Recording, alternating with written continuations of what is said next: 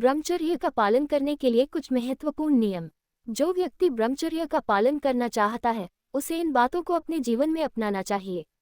ये नियम सीमित ब्रह्मचारी अर्थात कुछ समय के लिए ब्रह्मचर्य का पालन करके फिर गृहस्थ जीवन में प्रवेश करने वाले और आजीवन विरक्त रहने वाले दोनों ही साधकों के लिए लाभदायक होंगे।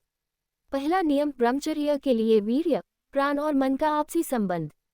वीर्य, प्राण और मन के बीच घनिष्ठ संबंध है। इनमें से एक भी असंतुलित हुआ तो तीनों प्रभावित हो जाएंगे। यदि वीर्य नष्ट हो गया तो प्राण शक्ति कमजोर हो जाएगी और मन चंचल, अशांत, मलिन तथा पापमय हो जाएगा। यदि मन विचलित हो गया तो प्राण कमजोर हो जाएंगे और वीर्य रोकने की शक्ति समाप्त हो जाएगी। यदि प्राण स्थूल हो गए तो मन चंचल हो जाएगा और वीर्य नष्ट हो जाएगा। तीनों का ये घनिष्ठ संबंध है, इसलिए यदि आप इनमें से किसी एक को काबू में कर लेते हैं तो सब कुछ संभलने लगेगा। मन को प्रभु के नाम जप में लगा दीजिए या प्राण वायु को नाम जप करते हुए संशोधित करें या ब्रह्मचर्य का पालन शुरू करें। एक भी सुधर गया तो तीनों सुधर जाएंगे। यदि ब्रह्मचर्य ठीक रहेगा तो मन शांत और प्राण सूक्ष्म हो जाएंगे। ब्रह्मचर्य के पालन के लिए कब्ज से बचना आवश्यक। कब्ज नष्ट करने का बहुत ही सरल और सहज उपाय है। छोटी हरड़ को पीसकर एक डिब्बे में रख लें और इसबगोल की भूसी भी ले लें। एक कटोरी में 2 चम्मच इसबगोल की भूसी और 1 से 1.5 चम्मच छोटी हरड़ का पाउडर डालकर अच्छे से मिला लें। इस मिश्रण को 250 ग्राम दूध के साथ लें। इसे 1 हफ्ते तक नियमित रूप से लें। यह आंतों को ठीक रखेगा और कब्ज की समस्या नहीं होने देगा। मल का अवरोध होना ब्रह्मचर्य के पालन में बड़ी बाधा बन सकता है, क्योंकि यह शरीर में गर्मी और विकार पैदा करता है। कब्ज कई प्रकार के रोगों का कारण बनती है, इसलिए ब्रह्मचारी को चाहिए कि सुबह उठकर कम से कम 500 ग्राम हल्का गर्म पानी वज्रासन में बैठकर धीरे धीरे पिएं। इसके बाद 400 कदम टहलें और फिर शौच के लिए जाएं। ऐसा करने से कब्ज की समस्या दूर होगी। दूसरा नियम ब्रह्मचर्य के लिए हानिकारक मैदा, गरिष्ठ पकवान और चाय। कब्ज पैदा करने वाली चीजें ब्रह्मचारी को बिल्कुल नहीं लेनी चाहिए। 50 वर्ष की आयु तक चाय पीने की कोई आवश्यकता नहीं होती। 50 के बाद यदि शरीर को गर्म रखने के लिए कभी कभी चाय लेनी पड़े तो ये स्वीकार्य है, लेकिन युवा साधकों के लिए चाय की कोई जरूरत नहीं है। ब्रह्मचारी को चाय, कॉफी या किसी भी प्रकार के व्यसन से दूर रहना चाहिए। तीसरा नियम अत्यंत आवश्यक हो तो ही किसी को छुएं, अन्यथा किसी को न छुएं। भगवद मार्ग में चलने के लिए आपको सतर्क रहना चाहिए। यदि आप किसी ऐसे व्यक्ति को छूते हैं जिसका आचरण और विचार पवित्र नहीं है तो उसके सभी नकारात्मक प्रभाव आपके ऊपर आ सकते हैं। इसलिए सतर्क रहें। रोगी को छूने में कोई परहेज नहीं है। मान लीजिए अगर आप किसी रोगी की सेवा में लगे हैं तो उस समय कोई भी परहेज नहीं होना चाहिए। उसकी सेवा करें क्योंकि आप भगवत भाव से सेवा कर रहे हैं और इस दौरान कोई नुकसान नहीं होगा। बड़े बूढ़े व्यक्तियों की सेवा में भी परहेज नहीं करना चाहिए और गुरुदेव की सेवा में तो विशेष रूप से कोई परहेज नहीं होना चाहिए। लेकिन सामान्यतः किसी को छूने से बचें, दूरी बनाए रखें। यदि कोई आपको छू ले तो कोई परेशानी नहीं होगी, लेकिन अगर आपने किसी को छुआ तो परेशानी हो सकती है। चौथा नियम अश्लील बातें न करें। यदि आपको ब्रह्मचर्य का पालन करना है तो गंदी बातों, भोग संबंधी विचारों और अश्लील बातों से दूर रहें।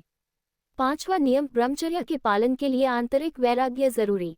सजना संवरना, फैशनेबल कपड़े पहनना, श्रृंगार करना, बालों को काला करना, ये सब नहीं करना चाहिए।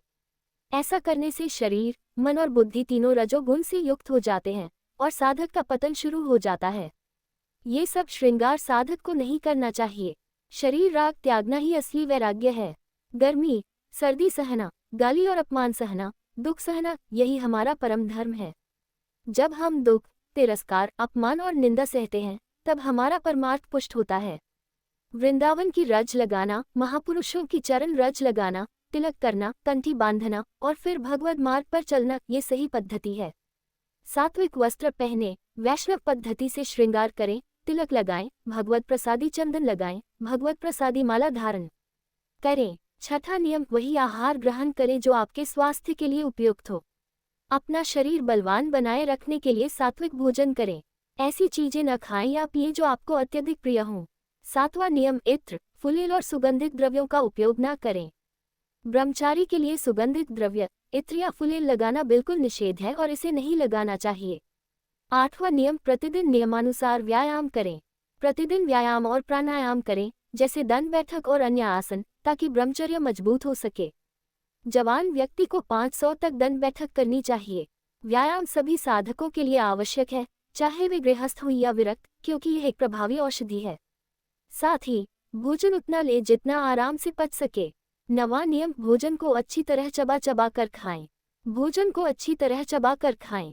भोजन को धीरे धीरे और अच्छी तरह चबा कर खाने से पाचन शक्ति बेहतर होती है और स्वास्थ्य में सुधार होता है। अगर हम भोजन चबाकर खाएंगे तो वह जल्दी पच जाएगा और ज्यादा पौष्टिक होगा। दांतों की सफाई भी जरूरी है, क्योंकि इससे पाचन पर सकारात्मक प्रभाव पड़ता है। 10वां नियम, ब्रह्मचर्य के लिए स्नान का महत्व। ब्रह्मचारी साधक को 3 बार स्नान करना चाहिए। अगर आप 3 बार स्नान नहीं कर सकते तो कम से कम 2 बार स्नान अवश्य करना चाहिए। 11वां नियम, अपने विचारों की जांच करें। रात्रि में सोते समय अपने विचारों का निरीक्षण करें। दिन भर में कितने मिनट गंदे विचार आए, वे किसके प्रभाव से आए, क्यों आए और उन्हें कैसे हटाया जाए। 12वां नियम, शुद्ध वायु और ताजगी, सही वेंटिलेशन का महत्व। जहां आप रहते हैं वहां ऐसा स्थान होना चाहिए जहां शुद्ध वायु मिलती रहे। कमरे को बंद न रखें। वेंटिलेशन और शुद्ध हवा के लिए दरवाजे और खिड़की खोलें ताकि ताजगी बनी रहे। 13वां नियम, प्याज, लहसुन और मांसाहारी भोजन का सेवन न करें। मांसाहार, प्याज, लहसुन और खटाई से ब्रह्मचर्य पालन में हानि होती है।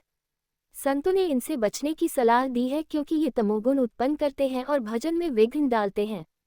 रात में रस्सेदार शाक, दही, छाछ, इमली, खटाई, अधिक तेल, लाल मिर्च और गरम मसाले का सेवन नहीं करना चाहिए। आपको रात्रि में यदि दूध पीना हो तो न ठंडा न बहुत गर्म, हल्का गर्म करके पिएं। दूध पीने के बाद 30 मिनट के लिए टहलें, उसके बाद ही आपको सोना चाहिए, अन्यथा ब्रह्मचर्य की हानि हो सकती है। 14वां नियम, सात्विक दिनचर्या, दिन में विश्राम और रात्रि में हल्का भोजन। दिन में सोना नहीं चाहिए, लेकिन 15 मिनट का विश्राम लिया जा सकता है।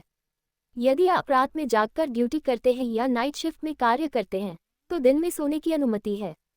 दोपहर में भोजन के बाद 15 मिनट का विश्राम करना चाहिए। सायंकाल का भोजन सात्विक होना चाहिए, गरिष्ठ पदार्थों से बचना चाहिए। सायंकाल में मूंग दाल और 2 रोटी जैसा हल्का भोजन पर्याप्त है।